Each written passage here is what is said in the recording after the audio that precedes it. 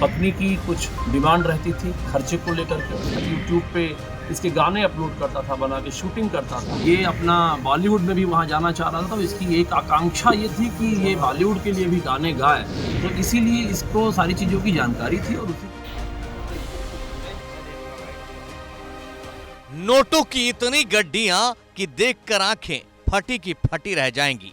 Police ने Johnny नाम के इसी यूट्यूबर के घर से ये गड्डियां बरामद की हैं। ये अभी इन रुपयों को कहां और कैसे खर्च करना है इसकी प्लानिंग ही कर रहा था कि पुलिस ने धर दबोचा और फिर यूट्यूबर से इसके चोर बनने की पूरी कहानी सुर्खियां बन गई। अंतर्गत ये जॉनी नाम का जो युवक है, जो व्यक्ति है, इसको पकड़ा गया है और इसके पास से पूरे 10 लाख कैश और वो कंपनी का वो ट्रे जिसके अंतर्गत वो रुपया कैश ले जाके भरा जाता था, वो पूरा ट्रे भी बरामद कर लिया गया है। और पूछताछ से ये ज्ञात हुआ कि जॉनी नाम का जो व्यक्ति है, ये पूर्व में इसी कंपनी में कार्य करता था। हाल के दिनों में इसके द्वारा वो कंपनी छोड़ दी गई थी, क्योंकि इसकी कंपनी की सारी गतिविधियों को इसको जानकारी रहती थी। कैश मैनेजमेंट कैसे हुआ था, कहाँ रखा जाता है, कैसे निकाला जाता है, और इसी का फ़ायदा उठा करके ये वहाँ पर इंटर किया और ये कैश लेकर वहाँ से निकला। उसके बाद ये पकड़ा। जॉनी जिस कंपनी में काम करता था वो कंपनी एटीएम मशीन में कैश डालने का काम करती थी। इसी कंपनी में इसने पूरी प्लानिंग के साथ चोरी की। यूट्यूबर जॉनी ने कैसे और कहां से 10 लाख रुपए चुराए, पुलिस का बयान सुनकर इसकी जानकारी तो आपको हो ही गई होगी, लेकिन एक यूट्यूबर आखिर चोर क्यों और कैसे बन गया, ये जानना ज्यादा जरूरी है।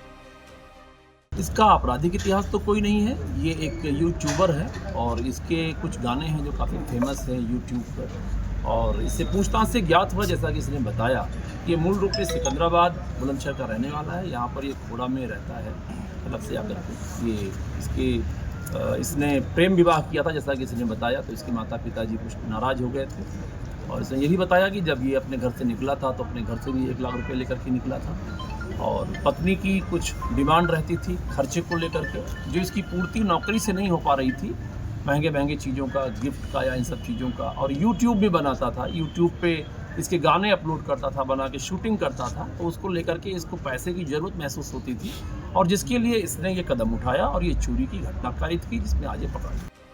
दरअसल जॉनी नाम के इस यूट्यूबर ने अपने यूट्यूब के गानों के जरिए एक दिन बॉलीवुड के लिए सिंगिंग करने का सपना संजो रखा था, लेकिन मेहनत के बजाय इसने शॉर्टकट का रास्ता अपना लिया और सिंगिंग का सपना पूरा करने के चक्कर में सलाखों के पीछे पहुंच गया।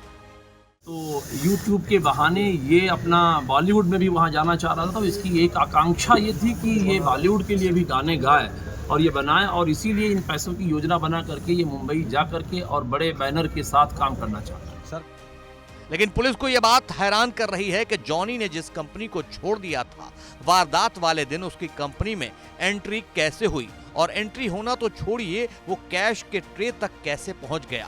पुलिस इसका सुराग तलाशने में जुटी है।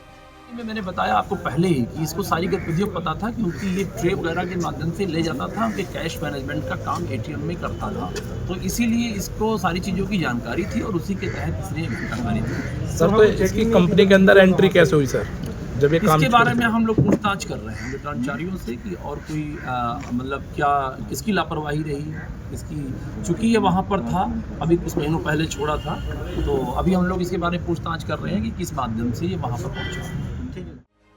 जॉनी यूट्यूबर के चोर बनने की कहानी उन तमाम लोगों के लिए सबक है जो गलत तरीके से महंगे महंगे शौक पूरे करते हैं और जिंदगी में बड़ा नाम करने और बड़ा काम करने के चक्कर में शॉर्टकट रास्ता अपना लेते हैं। याद रखिए, सपने पूरा करने का कोई शॉर्टकट नहीं होता। शॉर्टकट का अंजाम अंत में सलाखें ही होगी, शोहरत की बुलंदियां नहीं।